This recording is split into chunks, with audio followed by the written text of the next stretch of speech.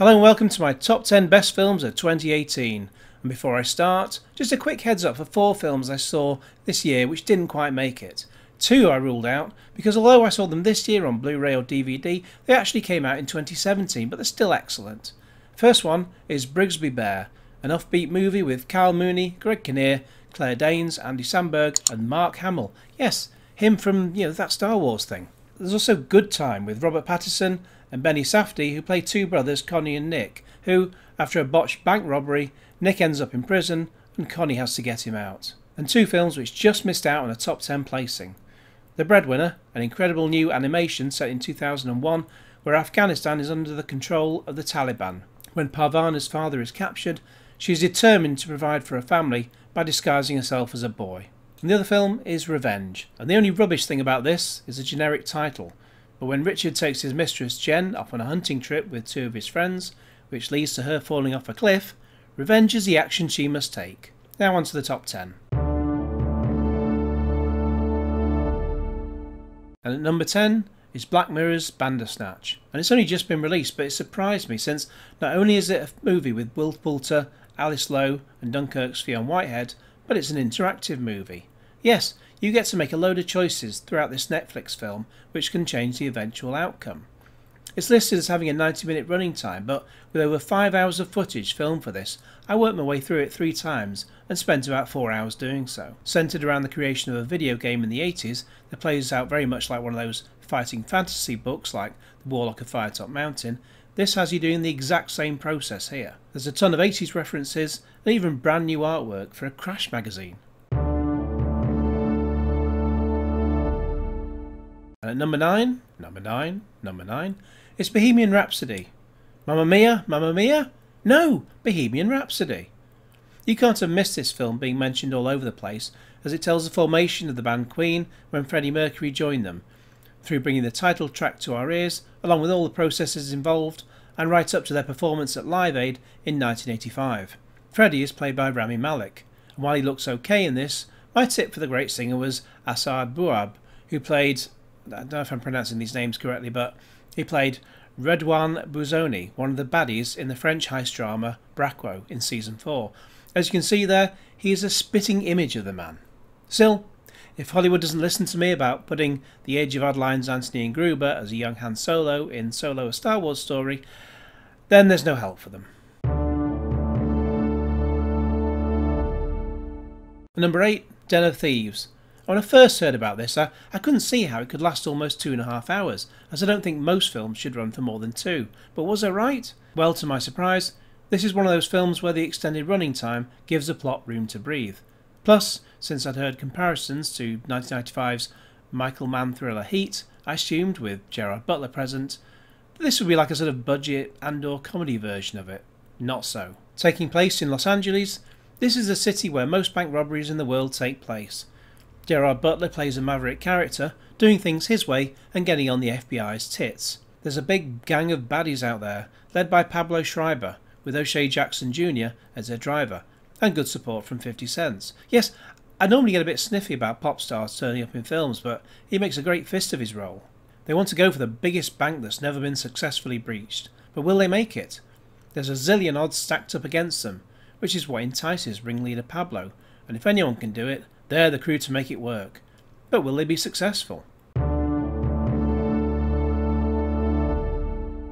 They Shall Not Grow Old, which is a new film commissioned for the 100th anniversary of the First World War, with a plan to take original footage from the war and the words of the soldiers from back then and create a narrative based around it. Of course, any such video is not going to be in a great state, but if any man can take on the challenge and succeed, it's the visionary Peter Jackson, along with his team at Wingnut Films.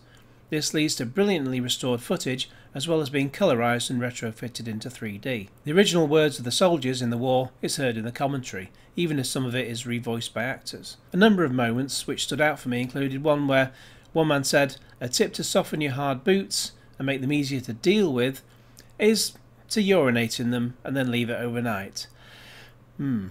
Also, I didn't realise that the trenches weren't in straight lines, but they were made this way so that if a shell hit, its impact was lessened.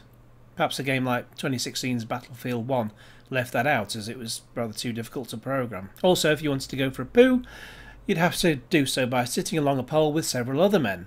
However, they had no toilet roll, so you had to use your hands, and you never washed at any time. On the other hand, brothels were cheap, and boys quickly became men. And number 6, Ghost Stories, which is presented partly as a documentary presented by Professor Philip Goodman, Andy Nyman, a man with a sideline in presenting a TV show exposing psychic cheats, and who was looking into the paranormal and mysterious apparitions. He gets to look into 3 unresolved cases with a cast that includes Paul Whitehouse, Alex Lawther and Martin Freeman, and it feels like he's completely sane while they're completely off their meds, with lots of things that go bump in the night, add in stylish direction, cool camera angles, great use of lighting and mostly practical effects, and this is a hugely enjoyable movie. In fact, it plays out like one of those classic 70s Hammer horror films, with several stories brought into one film, and I do hope we get a follow-up movie with extra stories. Into the top 5, we have Dark Crimes, which shows that as much as Jim Carrey can be a great comedian, he excels in drama. And if you've never seen Eternal Sunshine of the Spotless Mind, directed by the great visionary that is Michel Gondry, you're missing a treat. As for what crimes can get committed in this world, dark, they're absolutely pitch black. In Poland, there's a man called Daniel Sadowski who frequents an underground sex club known as The Cage, which makes 50 Shades of Grey look like a trip to Disney World. He's now dead as a result of his trips. And echoing an idea from Basic Instinct, the person in the frame for the murder is an author who writes about gruesome deaths.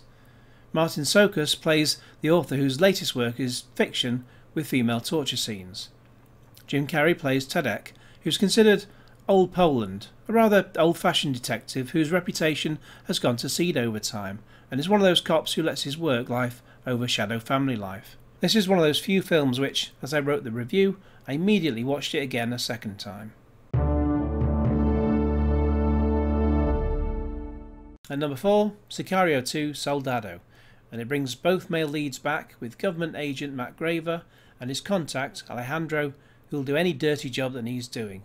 He's like Dirty Harry when Harry goes completely off the books. The two of them are brilliant in separate scenes, but even better together. The plan this time is to get to Carlos Reyes, the kingpin who saw to it that Alejandro's family became brown bread. In fact, as Matt tells him, this latest job has no rules whatsoever, so the way to get things done is to kidnap Rey's daughter Isabel, who we first see starting a fight at school because she, obviously, hasn't had a happy home life, and she also knows she's untouchable because of who her dad is. The people traffickers, who get men, women and children across the Mexican border and into the US, are recruiting young men to do the job, which sometimes involves even more dangerous and life-threatening tasks. Plus, there are scenes of terrorism which show the unflinching and uncompromising situations that can come about. But roll on Sicario 3. And at number 3 we have The House That Jack Built. It's sick, it's depraved, it's absolutely brilliant. Lars von Trier's latest movie gives us Matt Dillon as a serial killer, and you're watching his thought processes discussed and played out over 5 incidents where he's bumped people off in extremely grisly ways, starting with, as the trailer shows, Uma Thurman and a carjack. That said, sometimes it's graphic without being gory graphic because it's more a disturbing kind of movie, and it's very disturbing. No matter how many similar movies you may have seen in the past, your jaw is sure to drop on a number of occasions. Care is a new Jimmy McGovern drama, which, for me, has come at a depressingly poignant time. We know that strokes can hit someone at random, mostly in their later years, but sometimes also in a person's younger years. It does not discriminate. For Mary, played by Alison Steadman, it's today, and it's just about to happen while she's driving home from the chippy. The moment which hit home came just a few minutes in, when Jenny, Sheridan Smith, sees her mum in hospital for the first time. And while she didn't even recognise her own daughter, it was a look of utter confusion and desperation on her face which struck home. This is because my mum is still currently in hospital, having had a stroke a couple of months ago, and along with the dementia that's come about as a result of this, it's an incredibly trying time. A stroke, essentially, robs you of being you. Jenny and her sister Claire are faced with the unenviable decision as to whether to put Mary in a respite care home, at least on a temporary basis. What was quite stunning about this is that, as Mary is struggling to get her words out, captions appear on screen telling us what she's actually saying, since it's not always how it comes out. I found Care gripping from start to finish, and although this is largely focused on how it affects Jenny and her life, and as good as Sheridan Smith always is, I would have said it's a two-hander really, with Alison Steadman, who gives the most incredible performance from her I've ever seen, and certainly on a par with Daniel Day-Lewis's portrayal of cerebral palsy sufferer Christy Brown in My Left Foot. Since this is a Jimmy McGovern drama, it picks a point or three in the proceedings to rightly point out the shortfalls in the care system as a result of a lack of government funding. As such, it does feel like someone's walking on screen to press pause and lecture you, even though these are important things to be told, so I get why McGovern does it and why it's necessary to do so. At number 1 is Deadpool 2. You'll laugh, you'll cry, you'll hear naughty words. Yes, as much as I'm sick and tired of superhero movies, I'm more surprised than anyone that Deadpool 2 made it to the top of my list.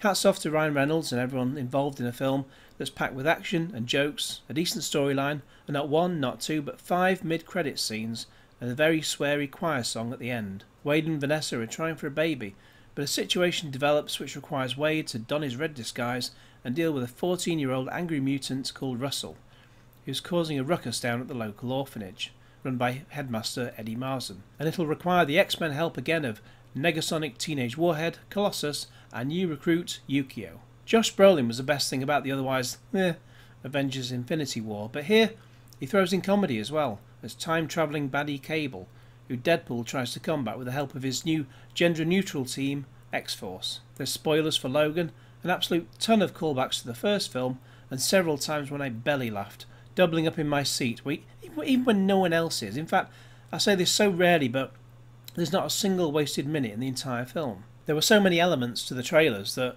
I was hoping I hadn't seen it all already.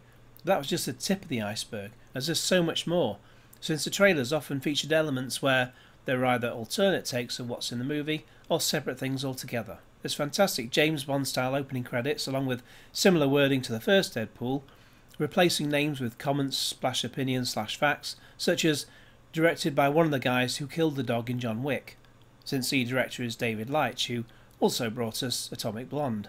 So, which is your best film of 2018? Let me know all your thoughts in the comments below.